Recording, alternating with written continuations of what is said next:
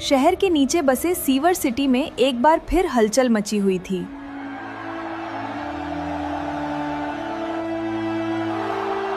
इन सारी समस्याओं के लिए केवल कॉकरोच जिम्मेदार हैं।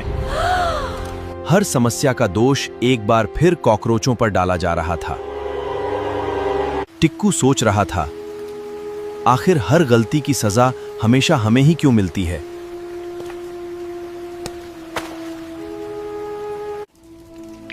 एक बुजुर्ग कॉकरोच ने गुस्से में कहा, सदियों से इंसान हमें बदनाम करते आए हैं।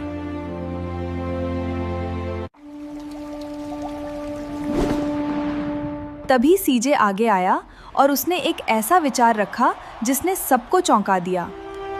सीजे बोला, अगर इंसान हमें पहले से ही नेताओं जैसा समझते हैं तो क्यों ना हम अपनी पार्टी बना लें।